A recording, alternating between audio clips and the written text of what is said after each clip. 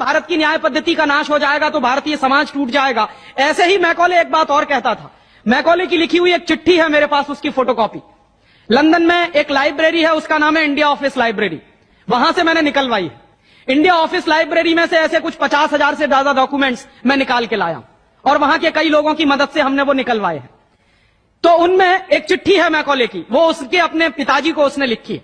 जब वो यहां ऑफिसर बन के आया है तो मैकॉले क्या लिख रहा है कि भारतीय समाज को अगर बर्बाद करना है तो भारतीय न्याय पद्धति बर्बाद करो। तो वो करने के लिए उसने आईपीसी बना दिया, सीआरपीसी बना दिया, सीपीसी बना दिया और बर्बाद हुई। दूसरी बात वो कहता था कि भारतीय समाज को बर्बाद करना है तो भारतीय शिक्षण पद्धति का नाश करो। तो मैकॉले कहा करता था कि जो भारतीय शिक्षण पद्धति है, वो खुद मानता था इस बात को, यह दुनिया की सबसे ज्यादा विकसित और सबसे अच्छी पद्धति। क्या होता था, यहां गुरुकुल चलते थे, गुरुकुलों में विद्यार्थी पढ़ते थे और विद्यार्थी 20 साल तक 25 साल तक ब्रह्मचर्य का पालन करते हुए शिक्षा ग्रहण करते थे, संस्कार मिलते थे और वो संस्कार लेकर समाज में जाते थे। उन्हीं संस्कारों से संस्कृति बनती थी और वही संस्कृति भारतीय संस्कृति कहलाती थी। ऋषि थे, मुनि थे, बड़े बड़े ज्ञानी थे, महात्मा थे, वो गुरुकुलों को चलाया करते थे और सारे के सारे गुरुकुल जो चला करते थे उनमें वेदों का अध्ययन, पुराणों का अध्ययन, उपनिषदों का अध्ययन, जो भारतीय ज्ञान है, जो भारतीय मनीषा है, उन्हीं सबका अध्ययन संस्कृत के माध्यम से कराया जाता था। मैकॉले ने क्या किया कि गुरुकुलों का नाश अगर करना है तो उसने एक कानून बनाया। क्या कानून बनाया? संस्कृत में जितने विद्यालय इस देश में चलते थे, हिंदुस्तान में अंग्रेजों के जमाने में, उन सबको उसने इल्लीगल घोषित किया, गैर कानूनी। और उसने प्रतिबंध लगा दिया कि संस्कृत भाषा के माध्यम से कोई भी गुरुकुल चलेगा उसको अंग्रेजी सरकार मान्यता नहीं देगी। तो मान्यता किसको देगी? अंग्रेजी के माध्यम से जो कॉन्वेंट स्कूल चलेंगे उनको अंग्रेजी सरकार मान्यता देगी।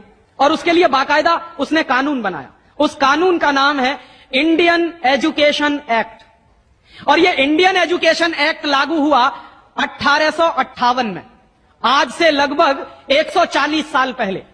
तो 140 साल पहले जो कानून लागू हुआ था अंग्रेजों के जमाने में, वही कानून आज भी चल रहा है। उस कानून के आधार पर मैकॉले ने क्या किया? संस्कृत के माध्यम से चलने वाले गुरुकुलों को बर्बाद कर दिया, कानून बना के उनको बंद करा दिया। जो उनमें अध्यापक होते थे, गुरु होते थे, उनको मार पीट कर अंग्रेजी सरकार जेल में बंद करती थी। जो विद्यार्थी अध्ययन के लिए जाते थे उनको रोक दिया जाता था, उनका अध्ययन ना होने पाए उसके लिए समस्याएं खड़ी की जाती थी। और दूसरी तरफ कॉन्वेंट स्कूल चालू कर दिए और उसमें अंग्रेजी के माध्यम से शिक्षण देना शुरू किया। एक दिन उसने अपने बाप को चिट्ठी लिखी और इस चिट्ठी में उसने ये लिखा कि मैंने हिंदुस्तान में एक ऐसी शिक्षण पद्धति पैदा कर दी है जिसमें अगर हिंदुस्तानी विद्यार्थी पढ़ेंगे तो पढ़कर निकलने के बाद वो शरीर से हिंदुस्तानी होंगे, दिमाग से सब अंग्रेज हो जाएंगे। वो देख रहे हैं, अभी देख रहे हैं। तो शरीर से हिंदुस्तानी और दिमाग से अंग्रेज। तो मैकॉले दूसरी बात लिख रहा है उस चिट्ठी में कि जब वो शरीर से हिंदुस्तानी और दिमाग से अंग्रेज हो जाएंगे तो अंग्रेजों के हिसाब से सारे काम करेंगे। और वो विद्यार्थी जब कॉन्वेंट स्कूल में से निकलेंगे तो सबसे ज्यादा गालियां भारतीय संस्कृति को देंगे, सबसे ज्यादा गालियां अपने मां बाप को देंगे। कैसे? मॉम और डैड कह के। डैड माने होता है मरा हुआ और मम्मी माने होता है शव। इजिप्ट में आप जाइए, मिस्र एक देश है, वहां पे ममीज कहा जाता है किसको? मरे हुए आदमी के शव को।